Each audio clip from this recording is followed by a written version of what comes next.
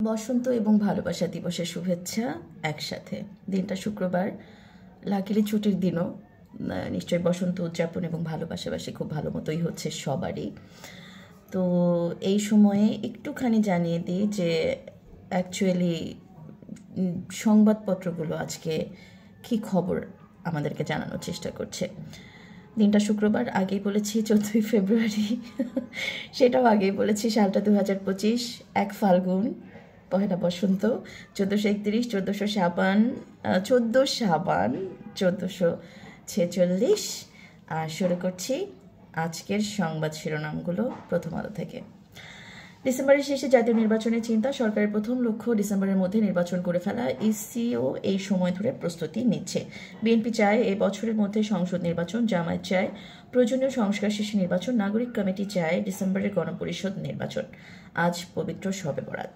5 August March two Dhaka ঠেকাতে সর্বাত্মক পরিকল্পনা ছিল হাসিনার। ঢাকার কেন্দ্রস্থলে যাতে কোনো আন্দোলনকারী আসতে না পারেন সেজন্য সেনাবাহিনী, বিজিবি ও পুলিশকে আলাদা দায়িত্ব দেওয়া হয়। জাতিসংঘের প্রতিবেদনের প্রচ্ছদে স্থান পায় গুলিবিদ্ধ গোলাম নাফিসের ছবির স্কেচ। গোলাম নাফিস রিকশায় করে যার মৃতদেহ নিয়ে পালাচ্ছিলেন একজন রিকশা চালক ভাই। আমরাও তখন ওই সময় এই ছবিটা অনেক শেয়ার দিয়েছিলাম। সেই ছবিটার একটা স্কেচ জাতিসংঘের প্রতিবেদনের প্রচ্ছদে স্থান দেওয়া হয়েছে। আবার শাহবাগ অবরোধ, সুপারিশপ্রাপ্ত শিক্ষকদের জলকামান ছুড়ল পুলিশ। আসলে জুলাইয়ের ওই দিনগুলো না, যাই হোক। বিড়ালের জন্য অন্যরকম ভালোবাসা, এটা একটা হেডলাইন। চাকমা ভাষায় শিক্ষার আরও প্রসার দরকার। জাতীয় ঐক্যমত্য কমিশন গঠন, আগামীকাল কাজ শুরু। কমিশনের মেয়াদ হবে কার্যকর শুরুর তারিখ থেকে 6 মাস। প্রধান উপদেষ্টার কার্যালয় এই কমিশনকে সাচিবিক সহায়তা দেবে।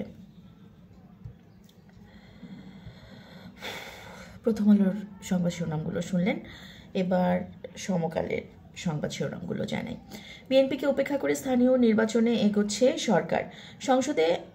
সংসদের আগে করার নীতিগত সিদ্ধান্ত সরকারের। ছাত্র নেতৃত্ব ও জামায়াত সমর্থন দিচ্ছে। ভোট না হলে সবখানে প্রশাসক বসানোর চিন্তা। যারা আনুপাতিক পদ্ধতিতে ভোট আগে স্থানীয় নির্বাচনের দাবি জানাচ্ছে তাদের উদ্দেশ্য জাতীয় নির্বাচন বিলম্বিত করা। সালাউদ্দিন আহমেদ, স্থায়ী কমিটির সদস্য, বিএনপি, একথা বলেছেন। এখন ভালোবাসা দরকার।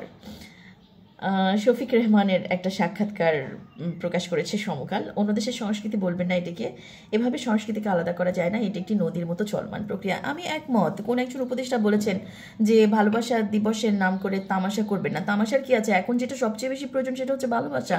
আমরা পরস্পরকে যদি ভালো না বাসি, ভালোবেসে যদি একজন আরেকজনের দিকে না তাকাই, তাহলে কিন্তু সব নষ্টদের হাতে চলে যাবে, সব নষ্ট হয়ে যাবে। পবিত্র শবে বরাত আজ। বাড়তি 2000 টাকা চায় স্বরাষ্ট্র মন্ত্রণালয়। এটা নতুন অর্থ বছরের বাজেট প্রসঙ্গে বলা হয়েছে। পাচার অর্থ অবরুদ্ধ করতে প্রয়োজন দ্রুত পদক্ষেপ। জাতিসংঘ প্রতিবেদনে শেখ হাসিনা ফ্যাসিস্ট প্রমাণিত, এটা বলেছেন মির্জা ফখরুল ইসলাম আলমগীর। এবং